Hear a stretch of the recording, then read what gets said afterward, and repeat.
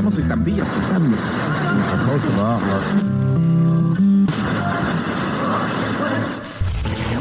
You are now tuned in to your number one radio station. Violent people. Radio.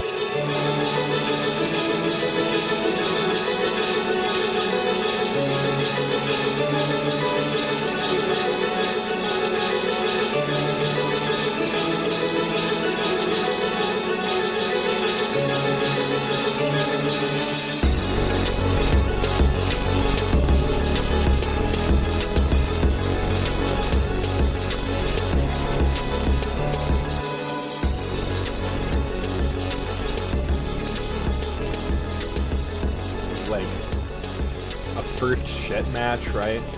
I'm pretty sure. Yeah, no, there was when they were doing TEW, PGP guys did an I think it was Vader versus John Tenta in an I shit match, and it was like an I quit match, except it was the first person to shit. Yeah, but I misunderstood it and I thought it was a shitting challenge. Like first person to shit wins. No, you do not want to shit. Yeah, I misunderstood. I remember this, yeah. Seems sort of backwards if we're all being honest with ourselves. Oh, Well, the hey idea guys. is that, Whoa, you know, everyone if shut the you- fuck up. Oh, Hey, okay. I'm willing to do a few podcasts / interviews to promote CZW's Tournament of Death 22. Hit me up. RickyPage84@gmail.com. All right, let's see if we can get him on this show right now. Right. I was really hoping for Deej. Ooh, I could get you D for sure. Yeah, I Deej is easy, feel like really. that would be super easy, and I think also that it's easier than we would spend an entire evening explaining to him like how to get on a Discord call. Isn't that how you want to spend your time? Truly. Well, I sure don't want to spend it watching wrestling. Hell yeah. Hey there, folks. Welcome to Violent People Radio, episode 63. I'm one of your hosts, Dan Damasio. With me, per usual, Dan Wright. Stan, how you doing? good. How much you keeping in? Any of it? You just starting the intro? Oh, All of it. All of it. All have you right. listening to these episodes I'm uploading, Dan? I listened to them all. Let me know. Even especially the part of the call where you tell us your social. I don't know why you did, but I just want to tell you guys I trust you. You and all our listeners out there. All right. Also, Chris, how you doing? I am straight up chilling. Straight up chilling. Love to hear it. Last but not least, Pat, how we doing? I'm hanging in there. I worked 12 hours today, came right home, jumped on the VPR call. It's going to, get excited, people, because usually I start off with a full head of steam and then I get tired. This is going to be like me wrestling through a concussion. Sounds fun. All right. Dan, you said you watched a lot of wrestling this week. Also, you told me you watched some 2CW. So these are all things that mean a lot to me personally. You want me to start with 2CW? No, do whatever feels right. Okay. Well, I feel like we can start with 2CW. This might be a guy. He's pretty prolific. I don't really know him that well. What are your thoughts on Brute Van Slick? He's okay. Okay. I don't love him, but he's a big dude. His The current name name, makes me according to Cage Match, is God of Dad Bod. All right. Well, I didn't know that. So that's interesting.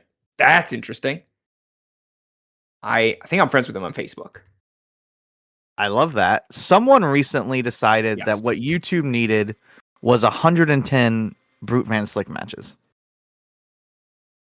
Like All right. within the last 3 or 4 days. I'm assuming him. If not, it's insane. Dan, do you get a link to this, or should I just start searching? I mean, you'll find it if you start searching, but I can also get you a link pretty easily. Ooh. All right, that's fair. I watched- I'm on my PlayStation looking it up. I watched 3 of his matches, 2 from 2CW. I mean, they're not going to be shockers, the 2 that I watched. He had 2 matches with Necro Butcher. Okay. From the end of which I'm only seeing. Oh yeah, December 27th, 2014, and then they ran it back April 4th, 2015. And so the first match they had, really fucking good. Like so good that I was like, holy shit, I'm a Brute Van Slick guy. Now I should have known like he's in there with Necro, amazing pro wrestler guy I'm pretty fond of. So like maybe I shouldn't jump right in, but I'm like, no, this is my fucking guy. I gotta watch some more Brute Van Slick. Then I watched the second Necro match, and it is worse for sure. All right. And like I actually thought like, okay, man, the second one they're gonna be building off the first one. Which by the way, I don't want to spoil it, but like they don't. Necro puts him over. Like Necro gets this guy over. So I'm like, okay, let's see the second one. Second one, I'm like, maybe he was having an off night, and for some reason the next match I watch of his is him versus Hanma in a 2 out of 3 falls match. The first fall is an arm wrestling match. The second fall is a sumo match, and the third fall is a regular match. And all together, I think the whole YouTube video is like 7 minutes long. That rocks. That's beautiful. Which everyone's putting fucking Brute over. He beats Hanma easily in the arm wrestling part. Like, kind of makes him look like a fucking chump. Let me tell you, this guy was really high on his own supply when he did that Wrestle 1 tour. He was like... all those matches are on here. I think all 5 of them. Yeah. I started looking into it. I think he called himself like... Just talk about, I learned from the great Muda himself. Yeah, I was going back and look at some of his Twitter and stuff and like some of his social media, and like he was big on calling himself like the international something or other, like really pushing what an international wrestler he is. But like he only did the 1 tour. But it's very, he beats Han. I want to be very clear. It's very funny that the YouTube channel you sent me is not the YouTube channel that he's had for a decade with 290 videos of all of his stuff. So in theory, this is a different I would person. assume it's a different person, or he lost his password. These are the two options. I already follow this account. This account showed up last year, and I watched I don't even remember like a random like Dan Moth match or something. Looking at this, probably this, yes. Yes, I definitely was. I'm always watching more Dan Moth than I should. So I was watching Moth versus Mercer, probably something stupid like that. So as when we always say about Dan Moth, good wrestler, better person. Oh yeah, we always say that. I say my social security number, and I say that. That's what I say. But so this popped up on my subscription page, and I was like, "Oh, Necro booked her match on my subscription page." Oh, I don't really know this, and I'm like going and looking at the account. I'm like, "Oh my god, there's so much of this." But back to the Hanma match. So he beats him in the arm wrestling match. They do the sumo match. They square up. He just immediately kicks Hanma in the balls, and then Hanma wins that by DQ, I guess. And then there's a very, very short wrestling match where they go to the outside and knock each other down and get counted out. That's great. I love that. This guy's a fucking worker. Like he went to a draw with Hanma where he went over more in my opinion. I'm in the I went into the YouTube app on my PlayStation, searched Brute Van Slick Wrestling. The top results according to the algorithm are him versus Matt McCoy, him versus Yusuke Kodama in I think Wrestle 1. Yep. Or 2CW presenting Wrestle 1. Him versus Joe Gacy. And him versus Sean Silence. Sean Silence. All those are available, is what I would bet. Yeah, no, these are all like on. Oh yeah, you're saying that's all you did YouTube. Sorry. I'm saying these are like the YouTube recommendations for like if I search Brute Van Slick Wrestling, this is what it says. Like these are the ones you should be watching. Him versus Sean Silence, him versus JoJo Collins, him versus Ari Sampson, Cade Lothbrock, Jordan Lennox. All the stars are here. On Point Wrestling asks, is Brute Van Slick the master of the... And then it cuts off. Okay. Master of the mat. Ooh. I shortchanged him. He had 7 matches in Japan on the store. Yeah. What the fuck, Dan? Come on. That's such a funny guy to be. And that was happening so much in like the mid 2010s is like a guy would go to Wrestle 1 or All Japan or Noah for like 2 weeks and they'd get a really big head about it. And then they'd steal some protein powder, get deported. It's very funny Well, because Cyrus has an does Elgin match. the same path as Yeah. Brugans, like with Tajiri and all that. The tryout in the US with the partner promotions when Russell won and all that kind of folded into that. And now Cyrus has been there, what? Feels like a decade at this point. The top thing in the people also watched category is an OVW match with Nick Dinsmore, Rob Conway, and Bull Buchanan versus Doug Basham, Big Bad John, and Victoria. I love that. I will say, Dan, you got my hopes up that you watched like some real good 2CW and then just being brute. I was like, what a bummer. I obviously was there at both matches, but that first one was really fucking good.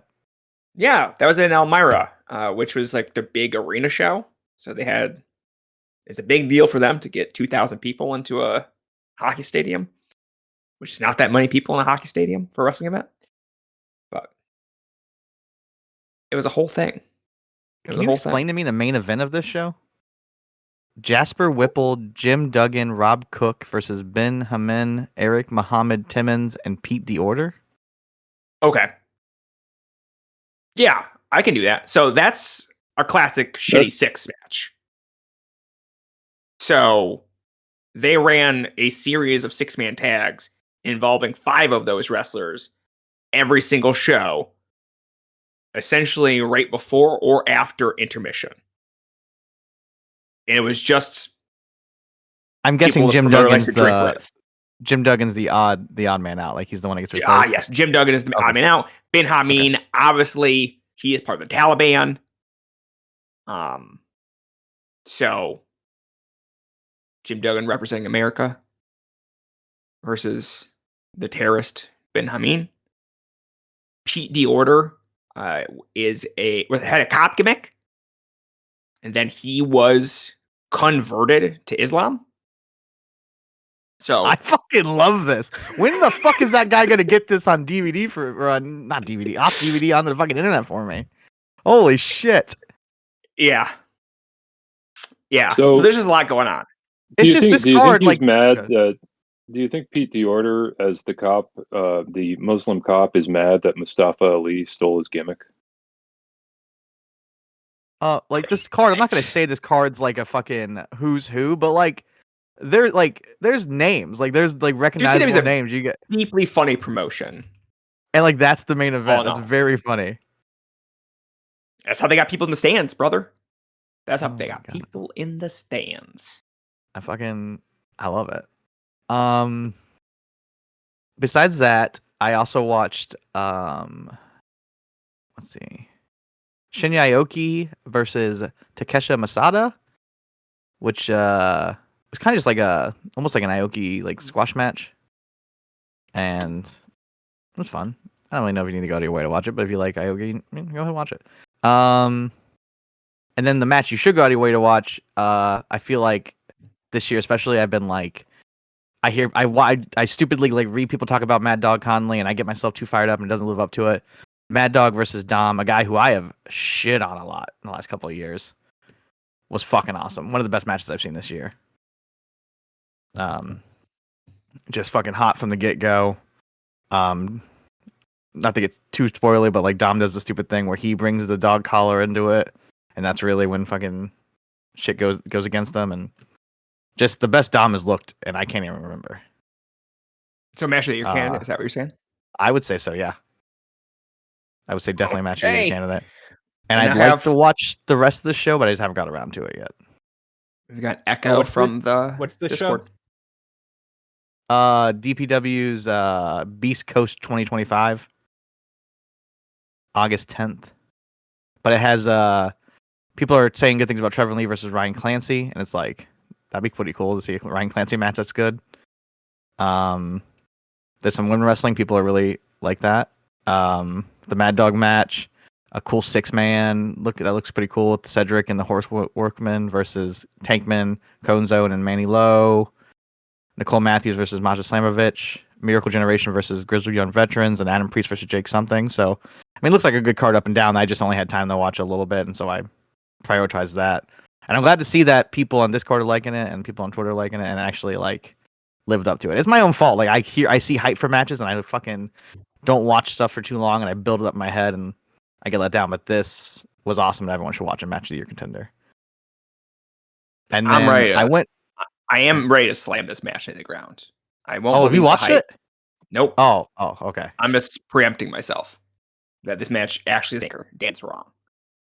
So, I watched the only other. I went to AEW Collision. I heard that doesn't count. You can read about it on the site. There's nothing you should watch from that show, really. There's better stuff on HBO Max, I'm sure. Was it worth going to? Oh, for sure. Like I said, it's one of those things where like I had so much fun in the main event when there was just nothing there. It was just like I had like a great. This is like trite, but like I had a great bucket of popcorn. Like I got to see Nigel, I got to see Hechicero, I got to scream for him. It was cool. That was the best match on the show, probably. And it was really nothing. Actually, you know what? I take that back. I think the opener with Moxley and Yuta versus Knight and Bailey was probably better. Take it easy. But neither of them are gonna, need to be talked about at the end of the year. And that's all we're doing this for, to talk about things at the end of the year. I mean, that and the God of the Dad Bod. That's really why I'm here. The last thing I watched, I know some people watch some of this. I watched every tournament match from RPW's King of the Kill. That's so bananas. Now we're talking. That's so bananas? Why? Why'd you do it? First off, I've been wanting to get in on this fucking death panel shit. You know that. Is it real? So true. Secondly, I've been trying, but like I do this thing where I like to watch stuff like the day after Pat posted, like, we'll watch some deathmatch. But no, I'm like, and I like tournaments. That's a known fact. I guess that's true. Well, I guess I like the idea of tournaments, is what we discovered during Talking Tourneys. Yeah. And you might discover during this show as well. I didn't really take notes, so I can't like, go through it beat by beat like I would on Talking Tourneys, but it's definitely, I actually think that if you're a deathmatch fan, it's probably worth watching. There's nothing. So would you say this horrible. is for fans of the genre? 100%, which I'd like to shout out. I think I joined the group as a joke, but the Deathmatch Elite 2.0 on Facebook group, they are the reason that if you go to the stats page of Violent People, if you're like, one of us, that the Necro fucking things are always getting clicks. That what's his name? Andy Lawler is like the mod of that group, and he has posted those fucking articles like 7 different times. And they're there in the front row, a bunch of these guys wearing Deathmatch Elite Facebook group shirts, and they got a banner. And like they seem like good people because they like what I write, and they like this fucking disgusting shit. Which, oh, by the way, I've talked about this before. Like, sometimes when I'm watching wrestling, it's like in the living room. This was probably like, midnight. I'm alone, all the lights are off. And then my nephew comes in the room and he goes, what is wrong with that ring? Because it's just a deathmatch ring, and it's just the canvas is disgusting. And he says, like, he's like, that's sickening. Yeah. And I was like, yeah, it's tough to look at. It's tough to look at. Try not to think about it. And big news coming out of the show. Okay. And then he saw Jack Harrop, and he was just like, okay, I'm out. Like, enjoy whatever freak shit you're watching. You're you're more of a freak than me, but this is like English freak stuff. What is a Jack Harrop? He is like, what happens if the Rizzler used that fortune teller machine from Big? And it's just like, he's like one of those like fucking Vine videos of like, check out this fat little boy dancing, and but he's a fat 25-year-old and he dances to Electric Avenue. You called him the deathmatch PWH, and like I see it. Yeah, I mean just because he looks kind of like him. Yeah, he's not as good a wrestler as Paul Walter Hauser. Oh yeah, absolutely not. I mean, the first match in that tournament was Jack Harrop versus Hoodfoot, going like 15 minutes.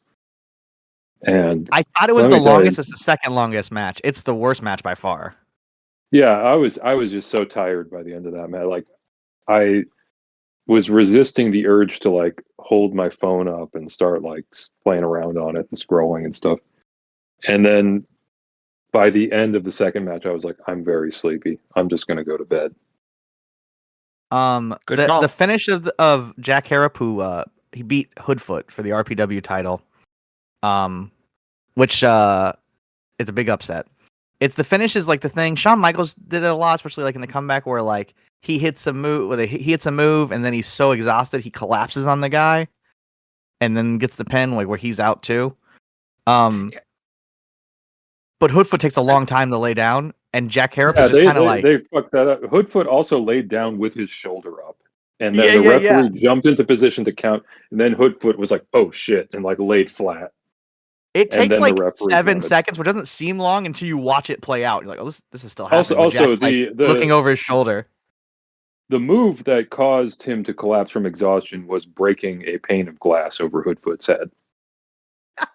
It wasn't like he like, okay, I hit the muscle buster and now I'm just exhausted from lifting. He's like, oh no, I'm just so worn down and tired. So after I hit this guy on the head for the 15 millionth time, then I'm going to fall over. So you watched this in the second match. Sam, what did you watch from this show? That match, which Oh, I'm is so sorry. terrible. It's really bad. Also, Hoodfoot washed, right? Like he's not good anymore. Correct? No, yeah, he's bad. Okay. If you cool. put him with, he's one of those, he's in the weird stage where if you put him with the right guy, like if you put him with like someone like Anakin Murphy, where it's just like Hoodfoot just being a big guy and like knocking the other guy around and the other guy is killing him. It's like Hoodfoot versus Cody Manhorn would be good. Hoodfoot versus another big fat guy is just terrible now. We will just go with Hoodfoot wash until further evidence decides to surface. Hoodfoot needs to work on his cardio. Yeah, Hoodfoot remains the funniest wrestler to look at because I can watch it entrance. Oh, he's a badass. And then he's my height when he gets in the ring. I'm like, well, you're just me. You're just a black me. That's not impressive. All right, I gotta tell you. This is the soundbite for the episode. We got it. Clip that for the socials. That's the title. Episode 63. You're the black me. He's just the black me. Anyway, I watched this Dillinger versus Dale Patrick, and then spoilers for later in the tournament. Jack versus Dillinger. Black versus Dillinger? Jack versus Dillinger, yeah. Oh, Jack. Oh, yeah. Jack. Okay, sorry. Yeah, I mean, I thought Dillinger who's not a guy I care about. I thought he looked good most of the show. So yeah, I watched those matches, and then I was like, oh, maybe I should watch another Dillinger match. I don't really know this guy. And I watched him versus like Chuck Stein from We Love Wrestling. Bad. Don't do it. Sucks. So, but you also thought he was pretty good in the show then, right? If you're seeking out more? Yeah. The Dale Patrick match I thought was real good. Yeah, for sure. You've made an enemy of Ty now for dissing Chuck Stein. That's gonna come back. That's gonna come back and bite you. I guess the big news coming out of the show, chaotic, because the second match is Dillinger versus Patrick. Great match. Well, very good match. And then the next match is Eric Ryan versus Mickey Knuckles because Nick Gage no-showed to go to GCW. And you're crossing the line here, right? You're crossing the picket line with this one. I'm saying I'm fucking done with Nick Gage and GCW. You're gonna fucking no-show King of the Kill 3? But you still fuck with Mickey Knuckles, is what you're saying? Oh wait, I forgot. I actually like her more because Big Leaguein'. Porg's Big League me repeatedly. He deleted my first episode. All right, fair is fair. There's some Game of Thrones shit going on with the allegiances here. Mickey Knuckles might be on a fucking talking tourney soon. People are saying that RPW must have known for a long time because they got Mickey there. Mickey did not wrestle like Mickey knew she was wrestling for weeks. or even minutes. This match is 5 minutes long, and nothing really happens. And in 5 minutes, they fuck up so much. Like, I am a Mickey fan. I'm an Eric Ryan fan. There was times where Eric Ryan was like definitely one of the best wrestlers in AIW, and I've watched him live a bunch. They fuck up everything in this match. It is really dumb, really quick. It's funny because I think I like the show, but then I'm describing it. And I'm like, oh yeah, that was bad. And now I'm going to talk about Masada versus Iceman. Brother, that's just an episode of Talking Turnies. Yeah, Masada versus Okay. Iceman, not good. At the start of the show, they brought out all the wrestlers to do like a moment of silence thing, and I saw Masada, and I was just like, man, isn't he tired of looking like Masada? Because it's like he's got the gray hair now, but he's still got the same piercings. He had a t-shirt tan from whatever his day job is, and like I'm just like, man, you still got the same lip ring, you still got the same eyebrow, you still have the fucking beanie on, like the Rasta beanie that he wears, not because he has dreads, but just because he like ties his hair in a bun. I'm like, I made the joke about Iceman being an old man, but like Masada's almost his age. Masada's got to be close to 50. Yeah, I'm just kind of like, at what age is Masada going to be like, all right, I need a new look? And I think it's going to be never. The answer is definitely never. You bring up a good point. I would like to point out because he said they came out at the beginning. I don't know about any of that. I didn't watch this live. I skipped to the matches I wanted, and I would go right until the match started. And the second there was 1, 2, 3, I would go right to the next match because the file length is 4 hours and 40 minutes, I think. Yeah, I was doing something like the finish is the great part. That's fair. Did you get to the end, Dan? Oh, of the show? Yeah, I believe I did. You make me think I didn't. Eric Dillinger versus Schlock. Yeah, I watched that. Yeah. Okay, well, there's a 40-minute gap between the finals of the actual tournament and then the match with Schlock. Oh yeah, because the King of the Kill gimmick is you face the winner of last year's King of the Kill. Terrible gimmick. So Schlock won, so he comes in and faces Dillinger, which is like really weird because it's like, okay, Dillinger went through an entire deathmatch tournament. Schlock's just been hanging out. But that, to be fair, that's the one point where it might make sense because Masada was hurt. Because I did see that a little bit. Mickey runs in the ring. And actually, he got hurt, which I looked into this because I was like, the second round match, Masada versus Eric Ryan. Because you're a journalist. Yeah. Because I thought I was watching Masada versus Eric Ryan, and like, Eric Ryan gives Masada a suplex, or maybe Masada gives Eric Ryan a suplex on the grass. I can't remember who gave it to who. And Masada reacts like a man who fucking hurt himself. Like, he was not selling, he was in pain. And I remember thinking, like, fuck, that would fuck me up. And then the finish is like a suplex in the ring onto some shit, but it's like, man, that suplex didn't look like anything compared to the one on the outside. And I guess he wrestled Dillinger, and then after the match, like, told the ref, I can't move my legs. And so people were freaking out. That's cool. That's cool. But I guess he's fine. I mean, as fine as a Masada can be at 44 years old. I looked up, and doing this shit for, 25 years. Like, as fine as he can be. They were about to say $25. But yeah, I guess the whole thing is I'm saying I like this tournament, and now you're making me think I shouldn't look into it. I liked Eric Dillinger. I thought he looked good throughout. They put him over, which actually it's funny. He wrestles like a man who knows he's going over. He's got the custom King of the Kill 3 gear on. Yeah. He's amped for it. You could tell, like, he's like, this is my day. And I mean, he stepped up to the moment. It was. Yeah. And I thought all of his matches, like, I mean, it was only 6 minutes, 5 minutes, 44 seconds. But Dillinger versus Jack Harrop, way better than Jack Harrop versus Hoodfoot. Like, Dillinger was the highlight of the show. And I think that if you're in, like, the deathmatch community, I think agrees. If you're a fan of the genre, if you want to watch a deathmatch tournament in 2025 for some reason, which I might be throwing shade at one of the other hosts. I don't know if he watched it. You'll have a good time watching this. But you do have to watch it as it was broadcast live. You can't skip around like Dan did. When I pulled it up on the IWTV app, I went, no fucking way. And I'll tell you what, you can, like, I don't know about everyone else, on Roku, fast forward and rewinding, not super easy on the IWT app, but I'm like, I'm doing it anyway. I don't have time for a 4-hour show. All right, Tony Khan. Can I tell you something? You can edit these shows after they happen. Like, you don't need the extra 40 minutes in there. You can just get in the No, back, put it all up. I do need it. I Disagree. need 40 minutes of ambient crowd noise. I'm about to fucking out myself like I do a lot in this show. So I tried to watch AIW Wrestle Rager, Ah, and these fucking assholes, I guess they had bad internet, so they streamed like 14 minutes or something. But then they just left that random 14 minutes of like terrible audio and buffering up on their pay for YouTube channel.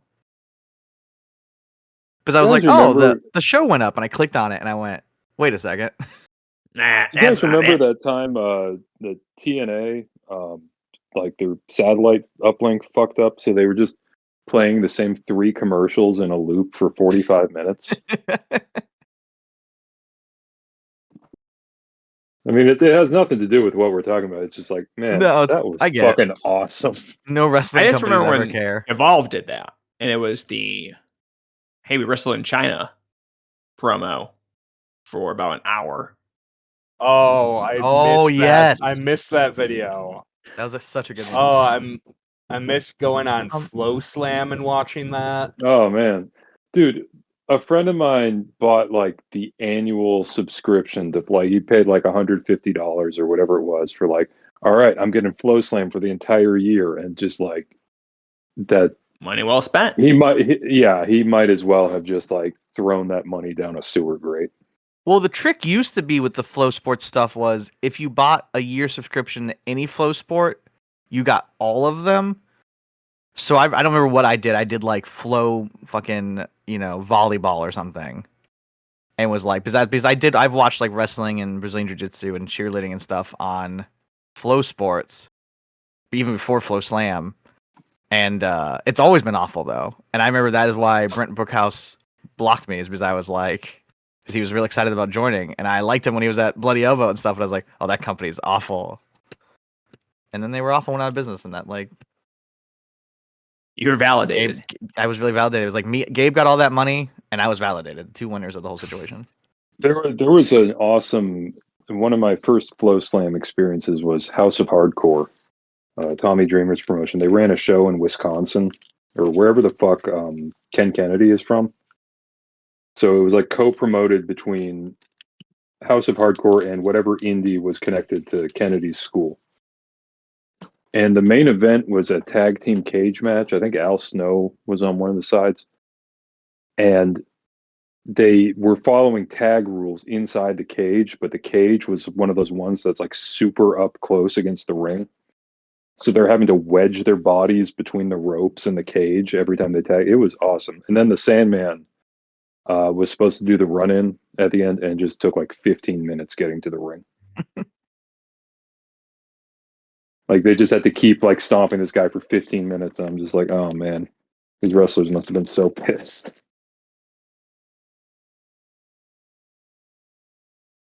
that how you watched Dan? Oh, that is all I watched. Wow. All right. That was it. I thought you said you watched a lot of wrestling. I mean, for this I mean, show, you watched For this like 4 show, that's a hours and lot. 47 minutes, yeah. All right, Chris, what have you watched? So I watched 3 full shows.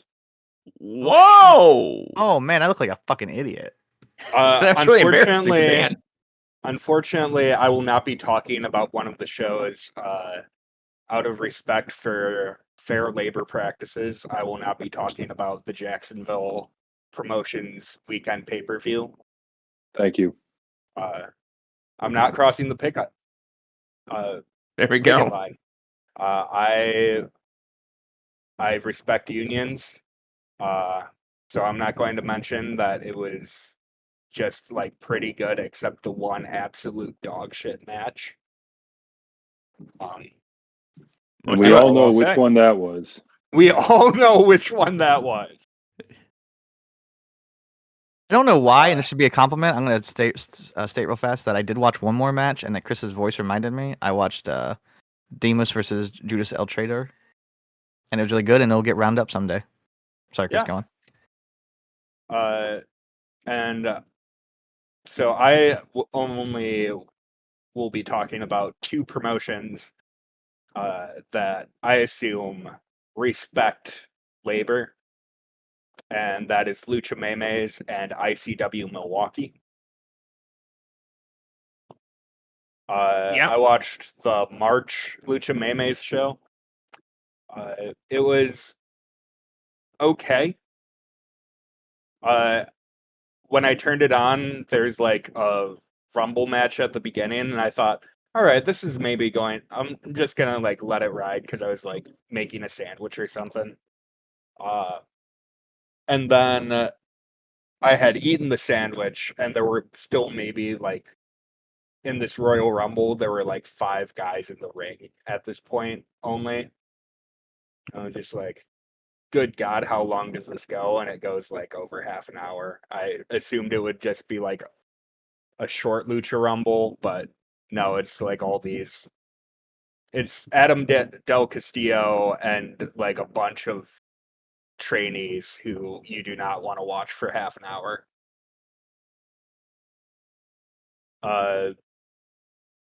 But there was some fun stuff on the show.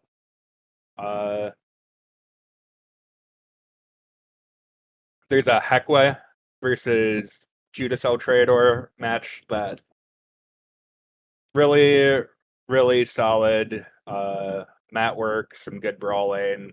Judas El Traidor is so good at both of those. I'm excited in 24 months to watch the match with Demus. There's a really good Atomicos match with like the Karmas and Celtic King and Magnetico, and then facing Cerebro, Negro Jr., and a bunch of guys I've never heard of before. Starts off with like just a like really solid mat work throughout, and once it kind of gets into them doing all in the ring tag team offense on each other, it kind of comes apart. But so it's a fun time.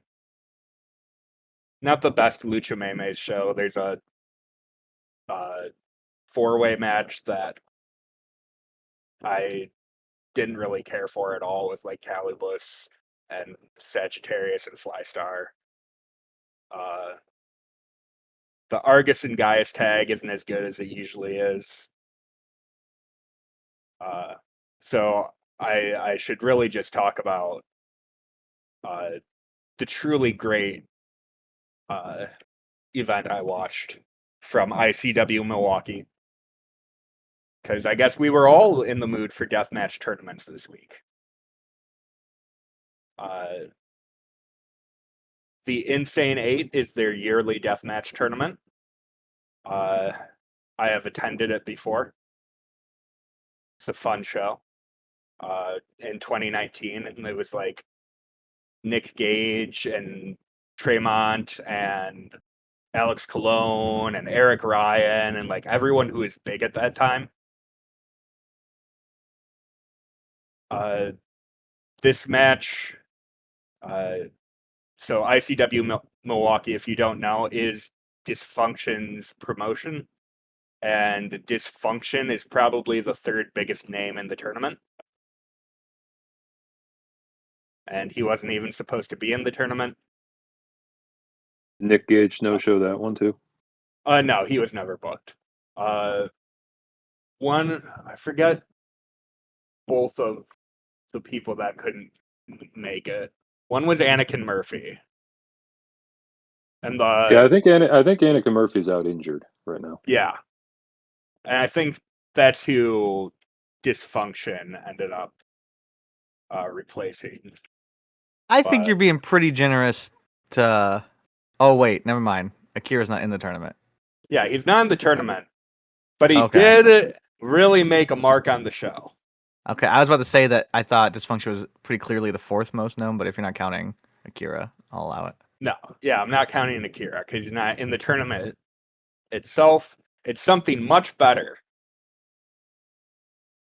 This show starts off with a non-tournament death match between Akira, who's like one of the bigger names on the show, versus Jack Sirius. And Jack Sirius is, if you have been to an indie show before, you have seen a wrestler exactly like Jack Sirius. He's like been through maybe a year and a half of training. He's like a lanky 20-something, like young 20s, maybe 19, who went to wrestling school. Very lanky, but not like athletic.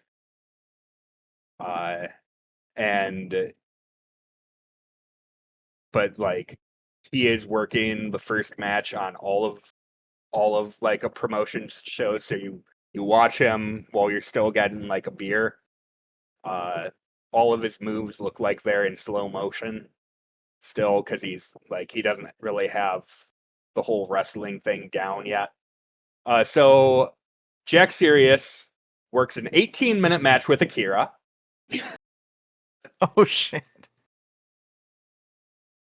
That doesn't seem good. And like Akira, clearly the better wrestler, but also not a guy I particularly care for in the ring. And he is working a guy who literally cannot do anything, like who can't wrestle yet, for 18 minutes. And it's a death match, but it's not like very bloody.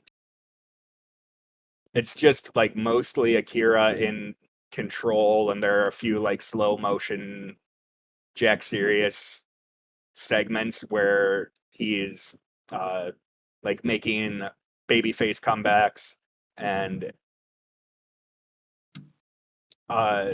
obviously the crowd loves it because this is a deathmatch crowd in Waukesha, Wisconsin, who's just like, yeah, this match really is awesome.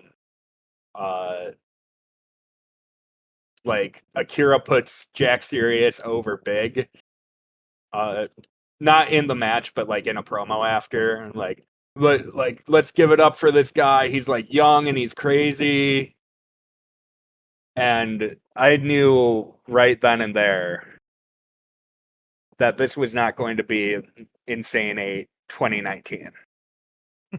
And like I've enjoyed other Insane 8 shows. I like think about going every year, and most years I like regret not going. This year I did not. A guy named Bryce 5 wrestles Orin Veidt, who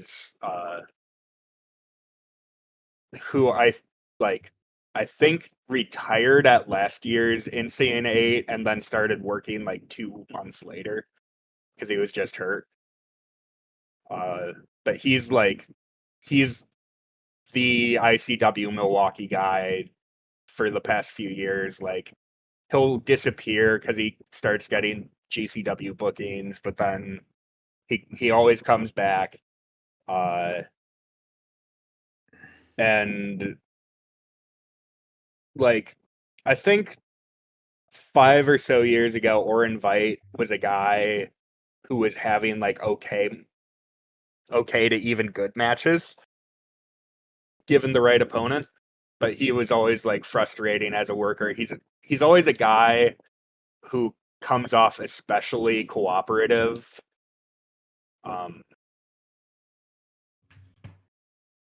And like at this point, he's not like young anymore, so he's just like bad.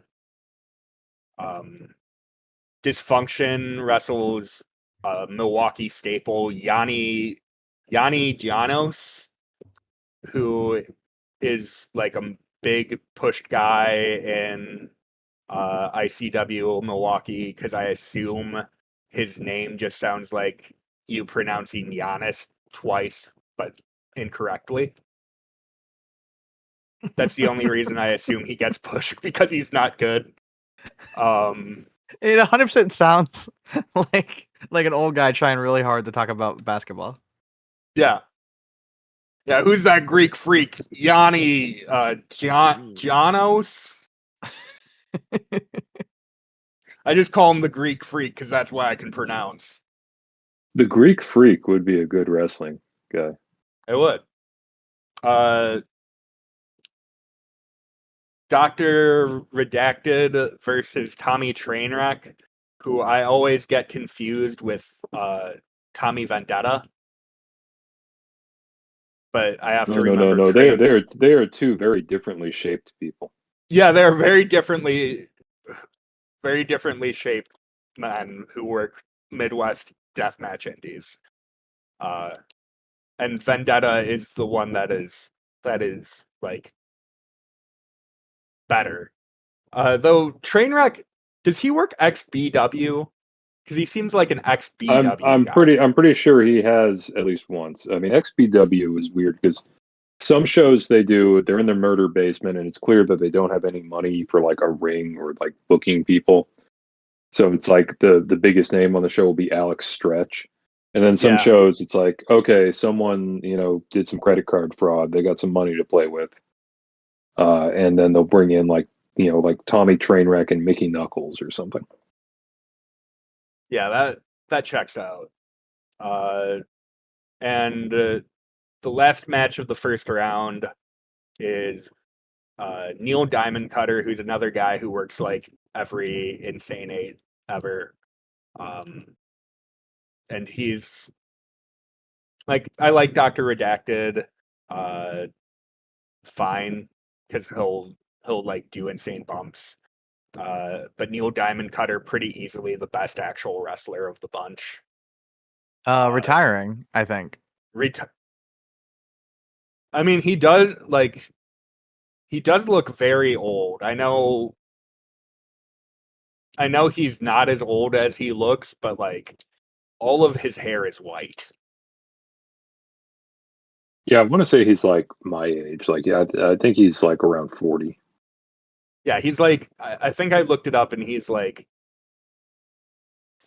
in like the 39 to 42 age range. So perfect for a fake deathmatch retirement. But he has a match with Bobby V, who is another Milwaukee staple guy, Bobby Valentino. And this is the only match of the 4 tournament matches that has like any sort of structure. So it's easily the best match on the show. It's a solid like gentleman's 3. Because like you could tell that they actually like talked about what they were going to do in the match before it happened. They do like moves occasionally and sequences, and it's really revolutionary. I've thought like everyone on the show should try it.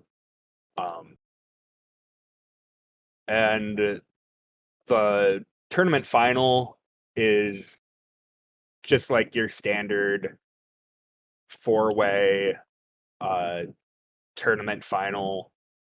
That's like elimination style, and everyone gets like their little moments and whatever. And you've seen a million better versions of this with wrestlers who are significantly better than Orin Veidt and Yanni Llanos. But I felt like I had to respect Wisconsin. I had to see what's happening in ICW, even though I'll never forgive whatever happened between them and La Pica Lounge, that they are no longer working there. It just isn't the same when it's not at the like grimiest dive bar I've ever been to. And it's instead outside in Waukesha. Fuck off. I hate all of this. What disgusting little fuckers. How dare they? We used to be a proper country. I thought you were But talking yeah. about us for a second. I'm talking specifically about you, Dan. That's fair. I said in the Discord, next time I run into dysfunction at a sporting event, which has happened twice, so it's going to happen a third time. I will be speaking my mind about what he did to me with Akira versus Jack Sirius. He should be upset with himself. Anything else that you watched? No. Been working a lot. Also going outside, touching grass, if you will. So. I mean, yeah, but we saw what that did for Masada.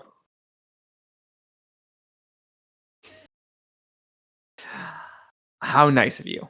How nice of you. Pat, what have you been watching? I mean, I watched those 2 matches from King of the Kill, and then those 2 matches took so much out of me that I was like, I'm going to go to bed, and maybe I'll watch some more of it tomorrow. And then tomorrow was this past day where I worked for 12 hours. So I watched a movie called Bloodbath at the House of Death. How was that? Awful. Oh, it was terrible. All right. It was an 80s. They were trying to do like a Naked Gun, Monty Python type thing of like haunted house movies. Okay. It just wasn't funny. It just wasn't funny. Well, that's a bummer. That's a bummer. Sounds like you had a bit of a tough week all in all, if I'm being honest. Yeah.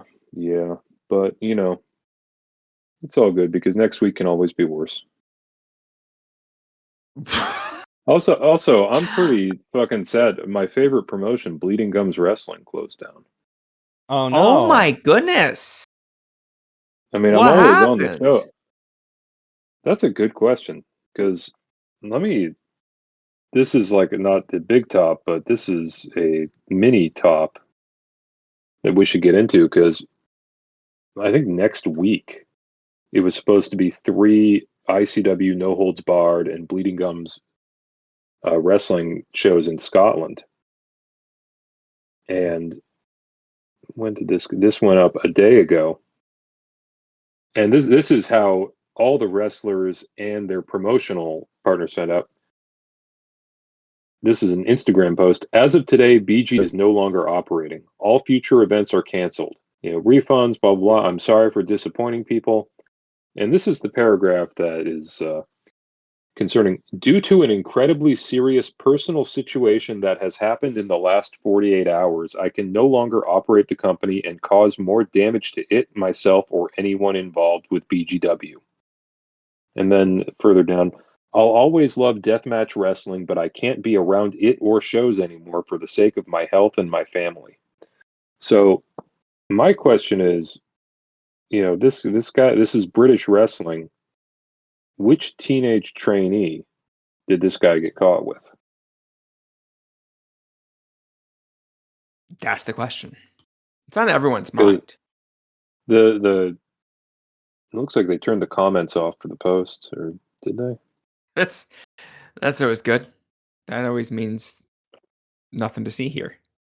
Yeah, no reason to have comments if there was anything. That paragraph about I can no longer operate the company and cause more damage to it, myself, or anyone involved. That makes me think okay, he's he got caught doing something bad.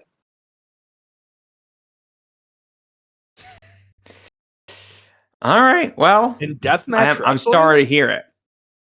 In deathmatch wrestling and British wrestling. Yeah, in the UK? These points converging. I mean, I guess it's a miracle that it lasted as long as it did. We got some Necro Butcher matches out of it.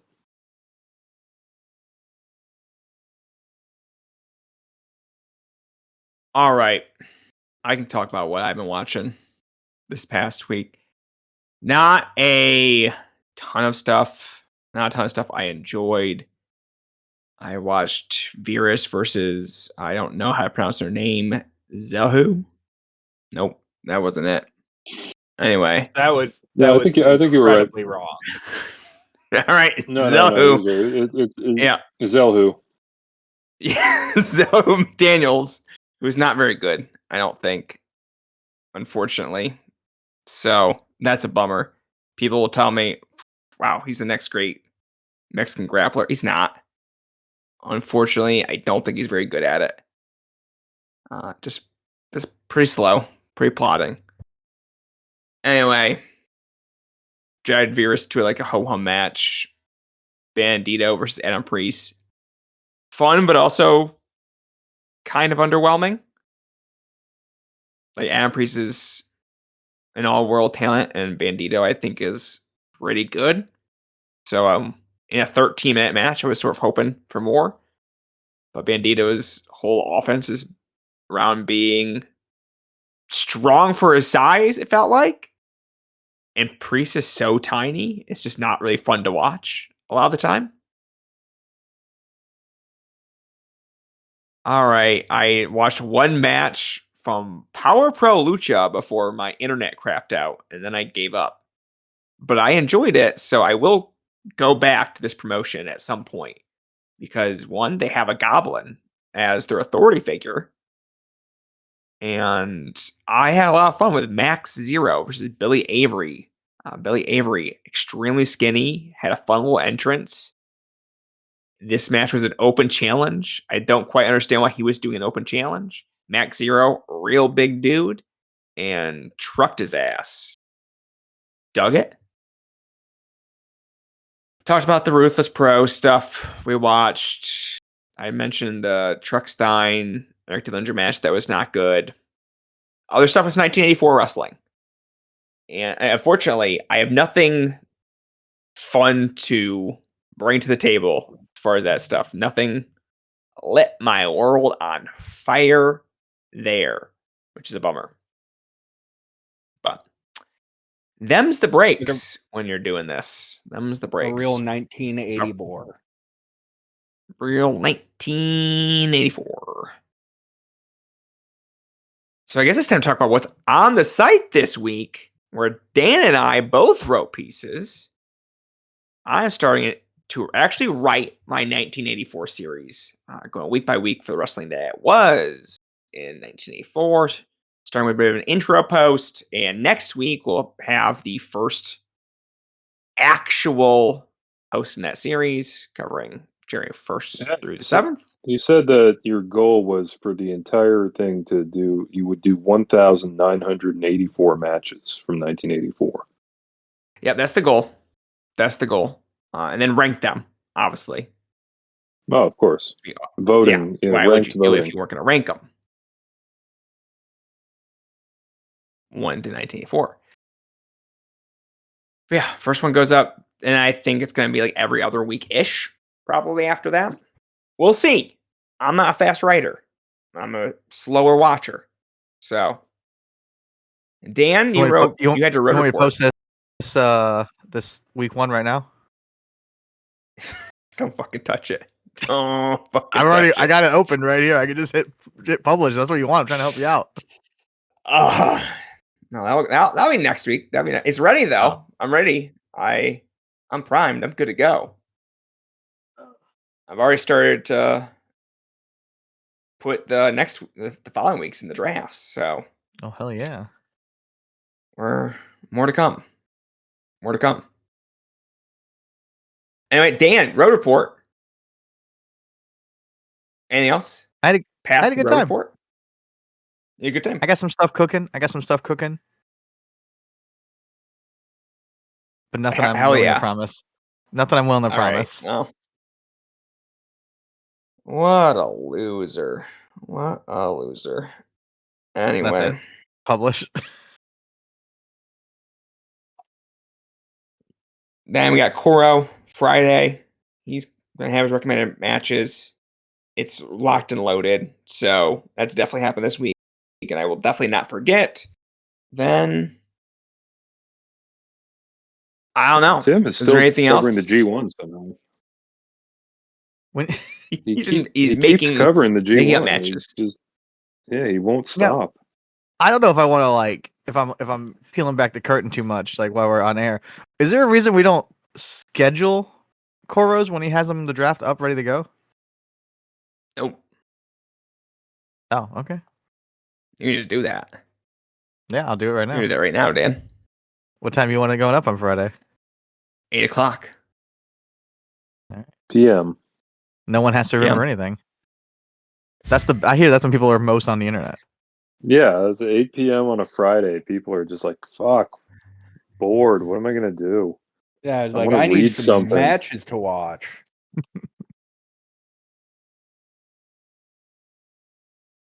Scheduled. Wow. I'm helping. Hey, Koro, you're definitely not listening to this, but it's coming. It's coming. Anyway, anything else coming to the site, or is that we're feeling good? Like that's it. I'm feeling good. Oh my god, he's recommending a lot. Well, yeah, I think I haven't done it in 3 weeks, so Oh, it's got a lot to offer. Lot to offer. Yeah, some of these are from a couple of these are from April, May, and June. I like that. All A right, lot well, of that I King of didn't the know. Kill, a lot of Insane 8. Yeah, just well, all the here's stuff the we already idea- covered. Yeah, I mean, Corwo definitely is always recommending Midwestern death matches. Can't get I'm gonna enough go- of Yanni Giannos. I'm gonna go back and listen to what I missed because you guys can't tell I walked away for a few minutes. But I'm assuming Chris said that the main event of Insane 8 was the best match of all time, Oh, absolutely. and I'll check that out.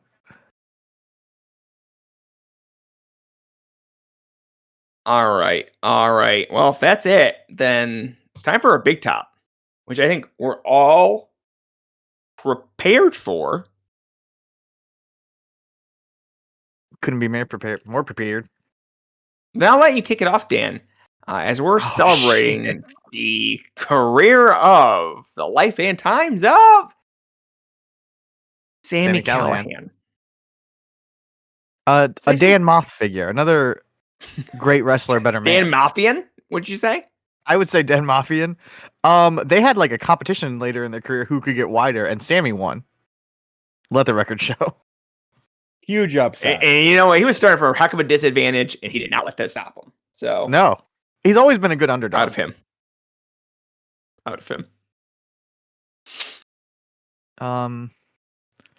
Sami Callihan Sami Callihan. Knew him like a brother. from Ohio. A kinship you have. We mean him have that together. Yeah, Sami Callihan's weird because he's just got such a big peak, and there's just the rest of his career. What's going on with that? When's the last time someone here? Let's get into it. When's the last time someone here enjoyed a Sami Callihan match? Oh no, you fuckers like the Mance Warner match, didn't ya? Yeah. I That's like nuts. the Mance Warner match. Before that, I don't know, like maybe something he did in like PWG like 10 years ago. I don't know. I like the Penta match. I want to put on record that I didn't. I have not seen the Mance Warner match. I do not want it implied that I have seen 2025. Chris, big Manser fan, bigger fan of that match. Oh, come on. He said Come better on. than the Insane 8 final. What? Better than a Jack Serious match. Oh, my It's God. awesome because it's the match Whoa. that like directly led to those news reports that were coming out that like TNA's managers are telling the wrestlers to stop blading. And then Sammy's like, "I'm retiring." Yeah, Sammy's like, peace. I got nothing left. That's the whole bag of tricks right there. So Even though the gnarliest thing is because it was a barbed wire massacre and Mance just gets cut on the arm and just will not stop bleeding. Which is good. That if the match didn't have that, it would not be half as beloved by everyone. I like how this is a beloved match and not like we're the two It's- people that I well, know that like that match. Maybe it's more of an adored match. Widely celebrated, Academy Award winning. Yeah. It's what Whole bag, they call an instant classic. Well, here's me finding out that one, Sami Callihan in 2021 had a match with Kenny Omega. 2, Dave gave it the old 4 1/4. So that's that when had to be good. That's when Omega was the champion. I remember it was long as shit, right? Do you have the runtime there? It does not tell me the runtime. Let me see if we can dig that up real quick. Yes, 27 minutes and 45 seconds. Oh yeah, I remember that. I call that a remember that. mean 28. A mean lean 28. Yep. Dave fucking never misses. It's smartest man in the business. Oh my Smartest god. man in the business. Who would have thought, speaking of PWG, obviously huge fan of the Drake series. Who would have thought Drake would have lasted longer? Well, Drake had It a feels a few little years unfair. off to, Yeah. you know, Had a little develop break. himself as a person, let's say. You're not a fan of the Drake matches, is that what you're saying, Sam? That's crazy. As the I didn't say resident Sami that. Callihan fan.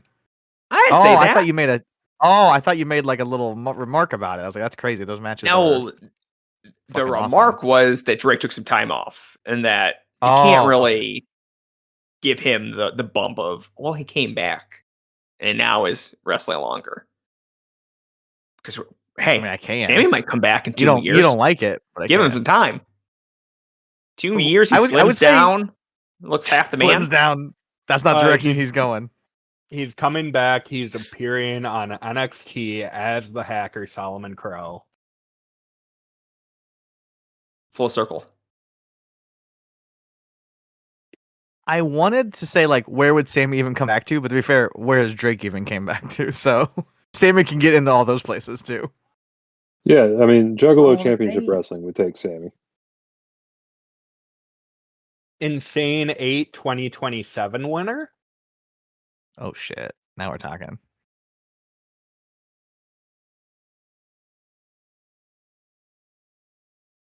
I was at some indie show in like 2016. It was after Sami Callihan left NXT, and he had just started the Wrestling Revolver, and I'm in line for something or other, and I'm near his merch table, so he just kind of like we make eye contact for a second. He immediately goes into full like, hey, you should check this shit out.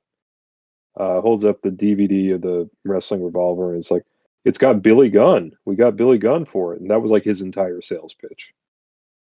Pretty good sales pitch. He looked at me and just called like, what's gonna sell this guy? Billy Gunn.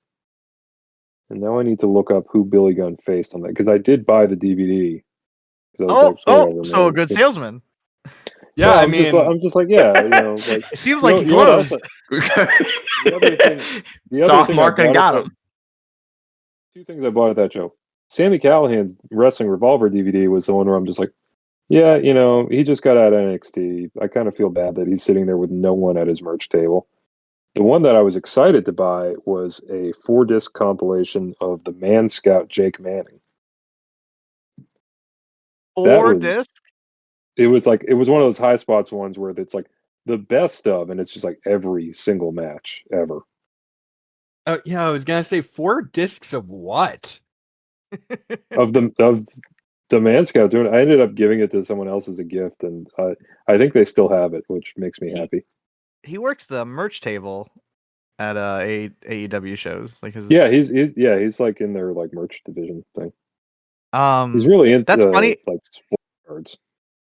The last time I saw Sami live, I don't know if it's the last time, but maybe is 2018. He was in West Virginia, and Dave and Jake Christ, also great guys, I think, right? I'm not gonna check into that. They opened the show and against the Ugly Ducklings, and Sami spent most of their match because one of the brothers like yelled at him at the merch table, and then Sami took that as you're okay to get involved now. Like you're now a part of this match. So he spends the match like walking around selling his DVDs, making jokes with Jake and Dave. So this DVD I bought from Sami Callihan, third from the top, Sami Callihan versus Bob Holly. Semi-main, PJ Black versus Michael Elgin. Main event, Billy Gunn versus Johnny Mundo.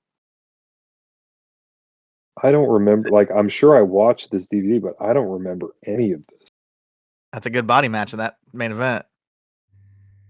And then like during the main event was Matt Cross versus Sami Callihan, and he heckled my sister, but she bought a Matt Cross shirt and not the what's his promotion? Revolver or whatever DVD that he was hawking. The wrestling revolver. Yeah. I wonder what's going to happen to that now that he's retired forever. I'm not even sure that he wrestles on those shows anymore.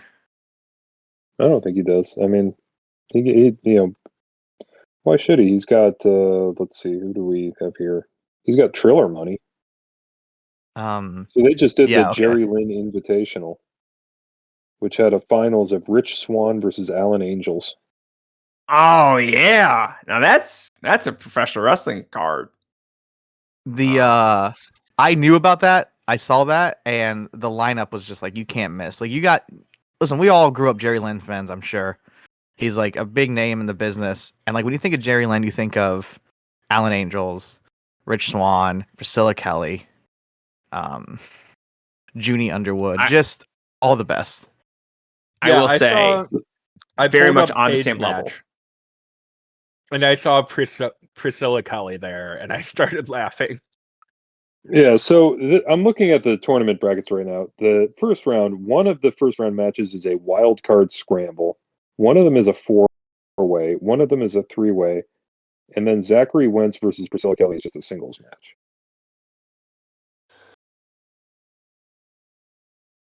We're talking all kinds of tourneys today, guys. I heard it's a good one. Yeah, so this Who's is gonna put a a review of it on the 15-person tournament. How many people are in it? Ireland's favorite number, which is why they chose that. It is a 15-person bracket. It's like you just add one more and you have such a normal tournament. Yeah, that's why Actually, I'm with this with that. lineup, take 7 out. Yeah. Then you got an 8-man tournament that maybe be all right. Probably not. I'm looking at this list. That's a tough 8 to get to, but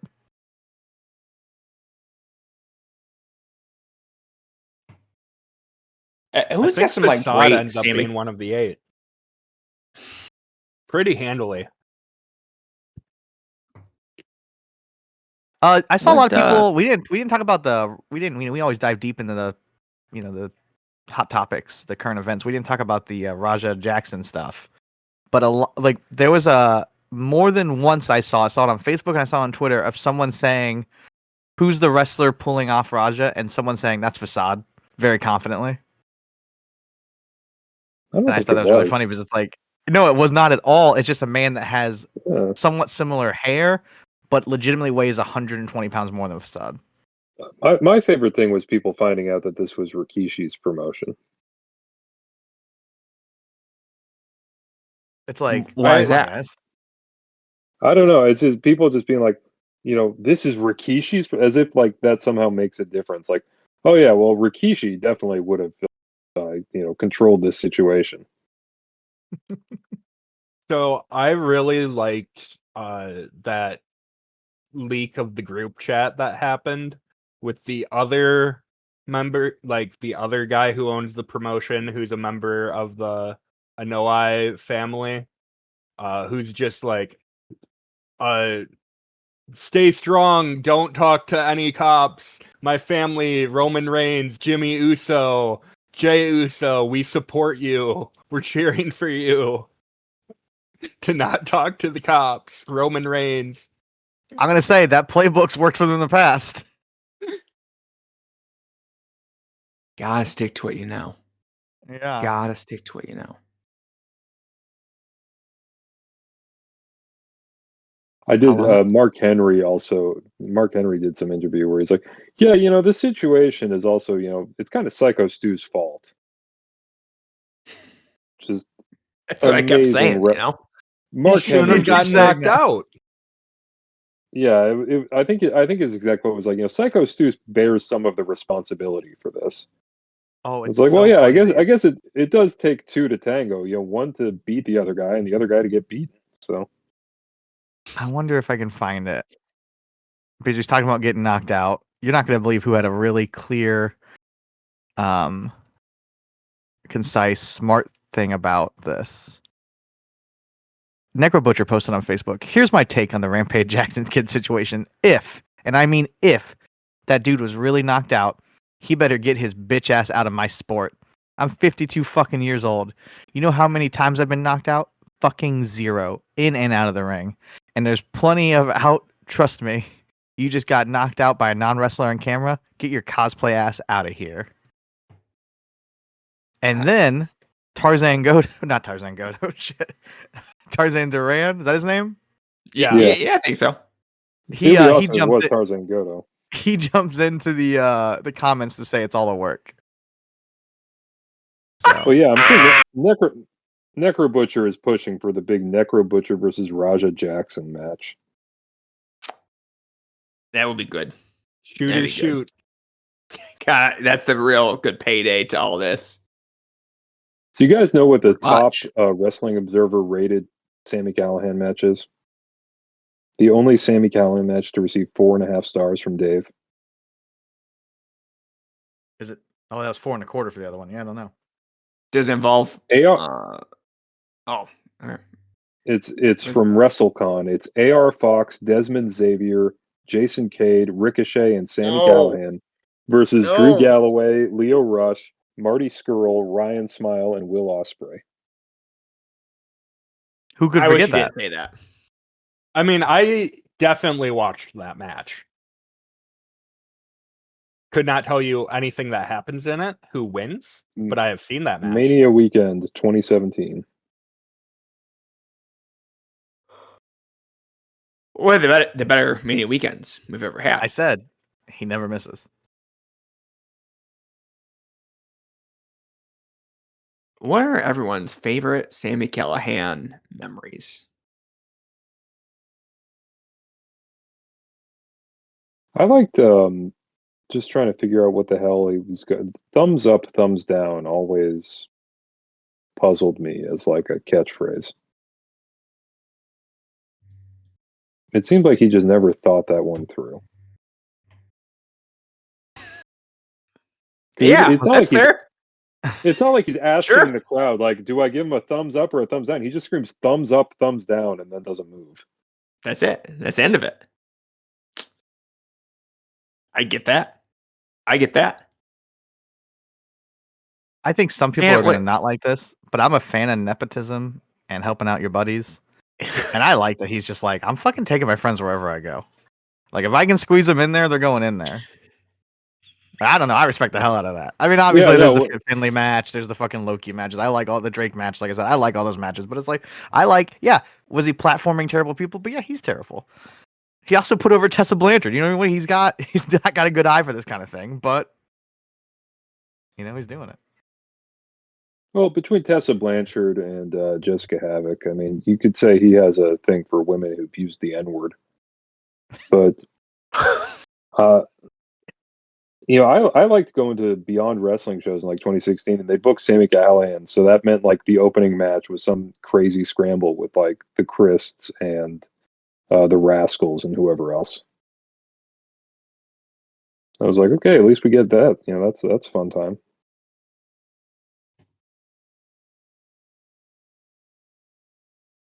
There you go. Sam, what's your favorite Sami Callihan memories? Of course, when he returned to 2CW in November of 2015, when he just got let go from NXT. What a moment that everyone remembers. They strapped him up. They strapped him up immediately. Talk about just being one of the boys, 2CW, known to do whatever, like, whoever's nice to them, they'll treat right. And Sami, one of the nicest to them, it ended up being. And I found that very funny. Oh, and then he never Yeah. lost it. That's Never the end of lost the it. promotion. That's the end of the promotion. Until ... December. For the reunion show. If it's, you know what? If it's happening. Also, they have come If back it's already once before, but like again.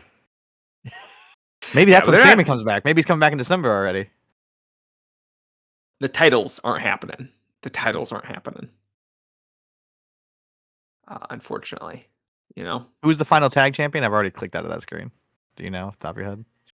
Not a fucking clue. Not a fucking The way you clue. said it made me It's think that it was Van going to be Slyke. like I would say someone yes. awful. That makes sense. Oh, I bet you're yeah. not making this show. It's the Young Bucks. Yeah, that makes yeah. That makes sense. Anyway, he gets fired on the 21st of November. He's in 2CW for his return to win the belt on the 29th. What a run. Elaine wrote on December 22nd, 2019, 8.0. This was an excellent way to have Sami Callihan return. A match full of action with only moments of stalling. A perfect dynamic that made Callahan's victory seem important and ushers promising programs for the year to come. A very effective match for CZW's upper card. That's about Sami Callihan versus David Starr. Some would say that that's kind of the peak feud of the late 2010s indies. Yeah. Everyone's saying it. If I think of two guys who exemplify indie wrestling in 2010, it's probably Sami Callihan and David Starr. Yeah, of course. Yeah. That's real. That's Maybe what a I'm little keep on Jimmy saying. Jacobs too. No. Get Jimmy Jacobs out of here. Chris, you've been quiet. What are your favorite Sami Callihan memories? I just love all of the great, like, people say that he fell off, but I don't believe that. There's Fell so up. many great TNA matches from his lengthy TNA run the past half decade. Like, who could forget the MLW run? That's what I'm saying. I mean, I watched all of those matches. He was working in LA Park. LA Park and MLW, a thing that always was as good as you thought it was going to be. He's working Sami Callihan. This one can't be like bland. How bad? Definitely got to would be it more be? than 3 stars. Okay, no, that you're doing MLW wrong. You can't be walking in there wanting something to be more than 3 stars. That's a you problem. Yeah, I'm sorry. I just don't approach MLW the correct way. Now he returned to MLW as part of Ricky Page's promotion. I don't know if you know this. Last year. And that all that stuff was just as good as his first run. Of course. Yeah, I like how once he left WWE and he was starting to like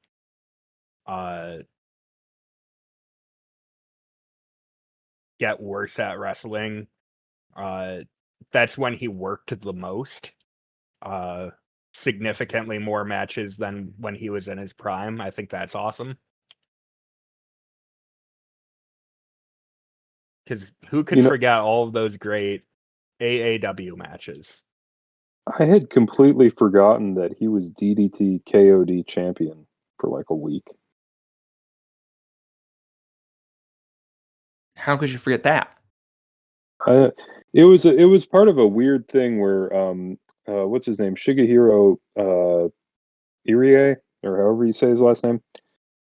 He was the champion, and it was supposed to be like a storyline point that he made a big thing about. I'm going on a tour of America, and I'm going to defend the belt, and show America how tough DDT is.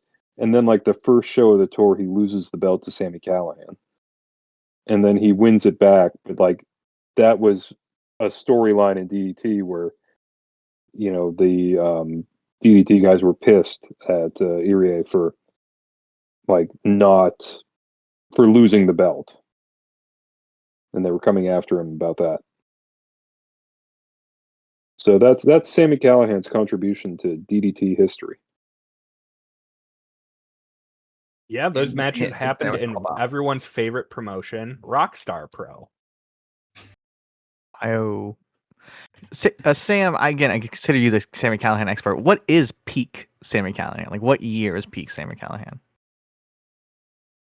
I'm glad you asked because I someone's knew going you to had tell an you answer. like it's going to be 2011 and 2012. And that's what I would- I that's get what I their would say. impulse. They're wrong. It's 2016. It's 2016, first full year back from the Fed. He's invigorated. He's ready to go. He has a modern day classic, the kids say. Donovan Dijak in Beyond Wrestling. You're a fucking sicko, Yeah. man. You can't really ask for much more out of the guy. I Good wonder if God. I was there for that. I'm looking for his Beyond stuff because I know I've been to Beyond shows where he was wrestling. I just don't remember. Oh, let me tell you, if you were there, you would have remembered. Like, obviously, of course. What else? Yeah, was you on this you would know. You were there. You would have known. You would have Yeah, known. no, I don't think I was at the because the other matches on the card, I'm like, these do not look familiar at all. They had fucking Evil Uno versus Pinky Sanchez, third from the top. Incredible. Now that's a promotion. be that we honest. should talk about a little bit more.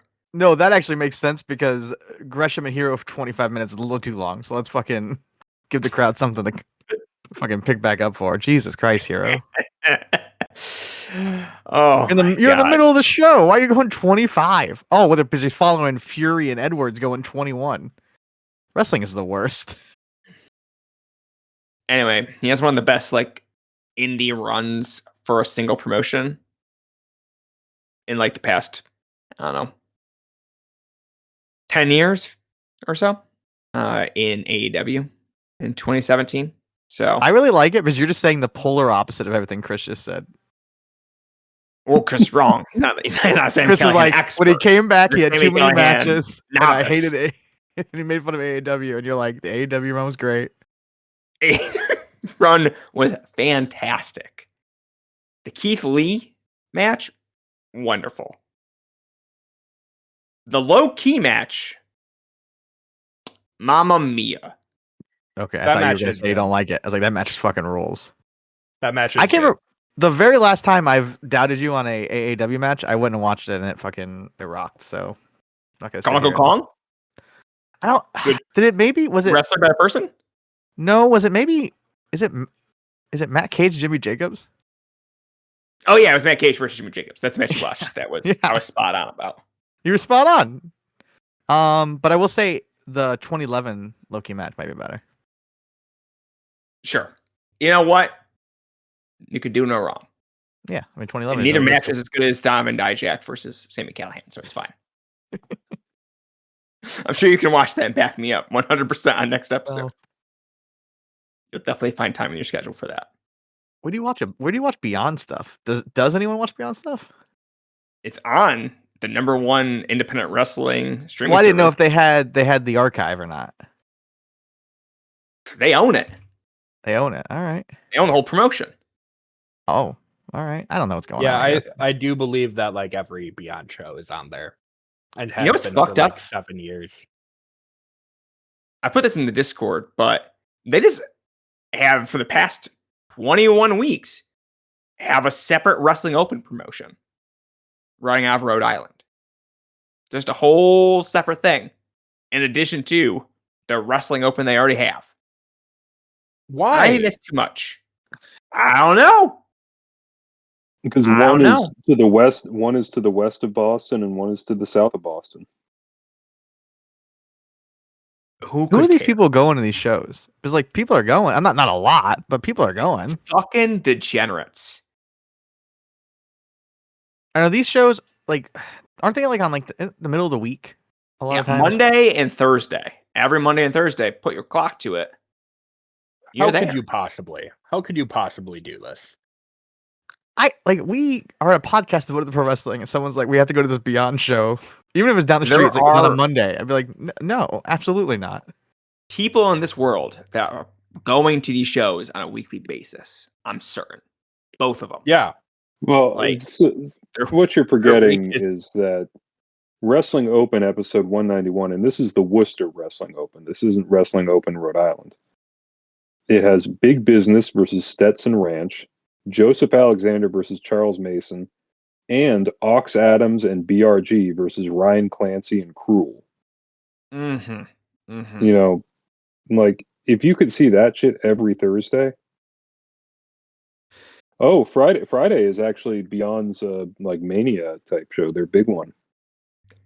Yes, and of course you can't forget there is actually the Beyond Wrestling, which is just the show people used to care about. I'm trying to pull open the fucking Donovan Dijak match, and these assholes ran 2 shows that day. So I'm looking at this card over and over again, not seeing it. They ran 2 shows that day. I'm an idiot. Yeah, they used to do sometimes a tournament would have 2 shows, or for a while Drew would do the women's show in the afternoon and then the men's show in the evening. But the main event for Beyond American Rana 2025 is Marcus Mathers versus Matt Cardona. I knew it was Semi-main, Matt Mathers. What a Bear run. Bronson and Gabby Forza versus Cruel and Shotzi Blackheart. Now that's a match. That's like Court Bauer would book that, and that's how you know it'd be good. That's a possible death panel match. I'm real sad by the next match because it means that there's a chance I watch 2 Ryan Clancy matches in the near future. What's the next match? Timothy Thatcher versus Ryan Clancy. Oh, that's gonna be good. It's gonna be good, but it's like I don't want to be the guy that watches with 2. it. I'm watching 2 Ryan Clancy matches in the same week. That seems dangerous. That seems like slippery slope. I would assume that Dan would be getting excited for Ortiz versus BRG. I mean, you got to back your court boys like Brett Ryan Gosselin. I just would like to know is everything okay between Court and Brett? Because it's like, why is he not in MLW? Kind of looping us back to the big top. Sammy was always on the do not book list for AIW, but Chandler never told me why back in the day. Oh, because John Thorne, coward, noted, big baby. Oh, no, yeah, I'm sure the reason would be very, very stupid. But like, a lot of times they would give the reason. Like I remember Kimberly was like, she no-showed and like drunk dialed them or something stupid like that, like on the same night. And they always there's something they had some issue with. I'm going to mention another woman, so maybe I'm finding out they have issues with women, but they had issue with Jordan Grace, and they would not hide any of these facts. But they never told me what the Sammy did that banned him. Wow, from it's so promotion. weird. All these women are just difficult to work with. They've decided. It's so weird. Well, look at all the women they book now. Do they book women? They book Jocelyn Navarro once every 4 shows against someone different. No girls' night out for this promotion anymore. I think the freaks stopped showing up, so they're like, can't get the pervs in the building. Too damn bad. I don't like women that much to actually, do this for the love of the game. I was only doing it for the money. It was not for the love of the game. I recently looked at the J-Lit lineup. Good God. I know we said this last time, but like they've announced more. It hasn't gotten better. Did they announce an outside person yet? I thought they did, and I thought it was fine. Alec Price. There it is. Well, that's Alec not really. Price. He's not really outside. I guess he is, but they bring him in. Yeah, they bring him in fairly often. It's like he's on every 7th show. That feels like I wouldn't consider him a big get. You know how in the Mario games when Luigi jumps, he always his legs always kind of wiggle in the air in a way that seems like it would ruin, any aerodynamicism. That's anytime Alex Price does a dive. It's just his limbs just I keep expecting to see him just land on his wrist and just snap one of his limbs, but it never happens no matter how much I pray. Sam, you'll feel like a big idiot. Debuting during session 2 in non-tournament action, Isla Dawn. Oh shit! Booking a woman.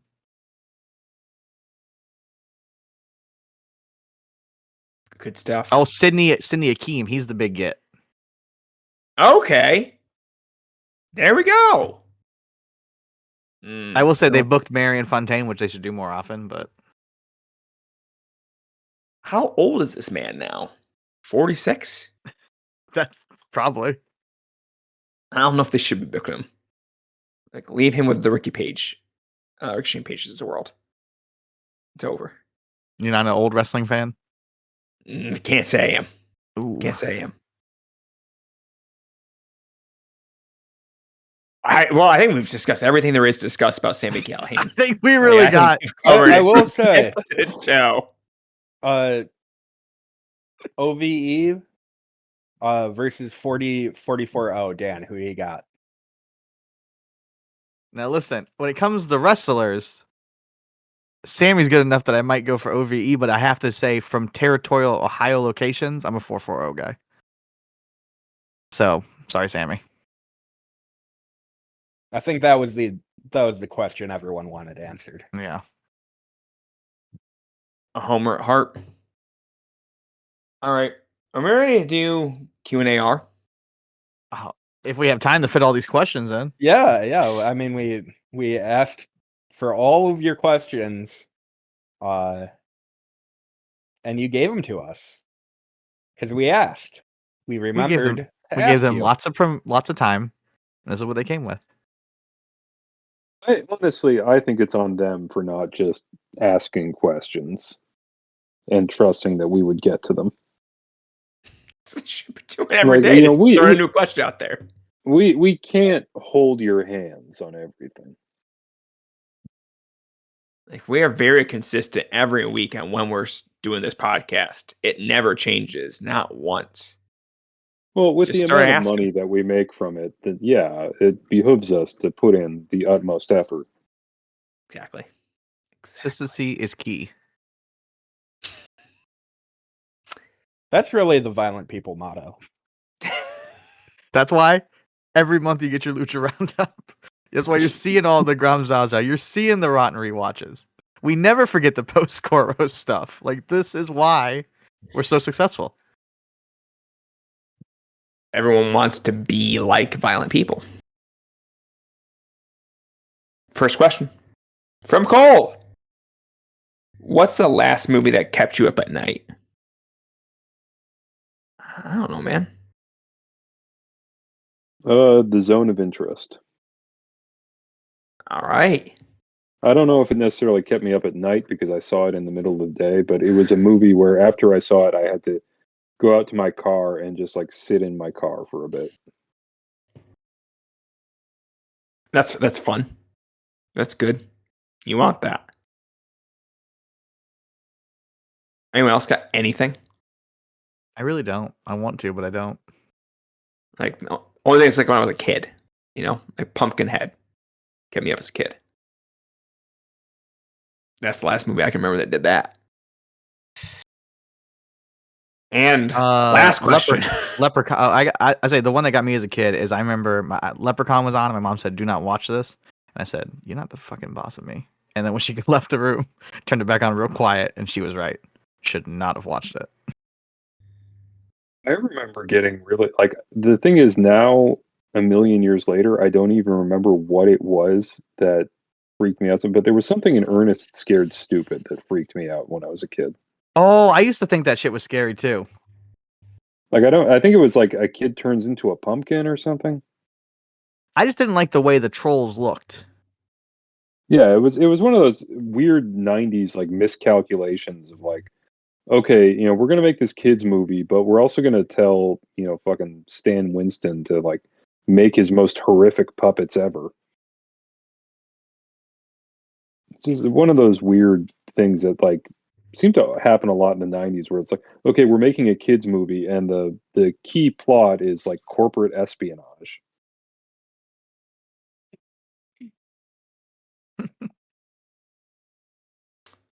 All right. Last question. Marilyn, what is your favorite Hostess snack cake? And which one would you shove up Brian Nom's ass? Good question. I'm a ding dong guy, but I don't want to. You are a ding dong. I don't want to shove a ding dong up his Got ass, him. You know what I'm saying? All things considered, it's kind of amazing that we never had ended up with Sami Callihan like with a leaked picture of him doing the Brian Knobs. He seems like a wrestler who would have gotten caught with that. I like a honey bun. Honey bun's a good one. I like to put my honey bun in the microwave for a little bit. Or the fruit pies. Fruit pies are good. Yeah, as I said, fruit pies. I think I like the fruit pies. I'm more of a, Little Debbie guy when it comes to the. Oh, hard agree. No one here's saying snowballs, right? Though I hate those. I don't like Absolutely those. not. And yes, Yeah. I'm also team Lil Debbie. Give me some nutty bars. Oh, nutty bars. That's good. That's good. Zebra cakes are good. Like, I think they're a little overrated, but they're good. I'd take a zebra cake, a cosmic brownie, a star crunch, a Swiss roll, oatmeal cream pies. I'd take any of those over any Hostess. I was thinking about what's my favorite Hostess thing, and I'm like, well, there's the cupcakes, there's ding dongs, there's ho hos, and I'm like, those are all basically the same thing, just different ratios of like cake to frosting. But otherwise, it's the exact same stuff. They only got that one move. It's like Sami Oh, Debbie, Callihan though? spitting. You see what she's doing out there? She's doing it all. She's really working it. She's the real ho ho, if you ask me. Oh shit. Oh man. I don't know. I shouldn't be on Little Debbie's website. That feels wrong and perverse. Like, what are you fucking doing? It's so cool we live in a world where like Little Debbie has to Stop have it. a website. They got seasonal stuff coming out. They got a recipe creation. People are making shit with Little Debbie's. It's already made. Oh, Just eat it. Little Debbie did it. You don't need to make anything else. She made them. Okay, some of this is stupid. Like the pumpkin brownie pops. They're just taking the pumpkin brownies and shoving a stick in them. That's fucking nuts. Shove that up Brian Knob's ass. I want to click on it. you know, Let's see. Oh my god. For step-by-step images and instructions, check out the original post. All right. This is driving me insane to look at these recipes. What is going on? Someone just like is using a frosting tip to put peanut butter on top of the Nutty Buddies? Listen, this is stuff that I would do in shame. I would never tell you guys about it. Like, yeah, I put a little caramel on top of the apple pie. I'm in my own house. I'll do what I want. This birthday cake party cake. 3 cartons of Little Debbie birthday cakes. A box of confetti vanilla cake mix. So you're just morphing these into a cake? This is like those like bait videos on Facebook where they're just like throwing a bunch of Campbell's soups into the same pot, and they're just like, "This is my recipe for soup." I love that the fall party cakes for the seasonals are just different color sprinkles. That's good. That's good.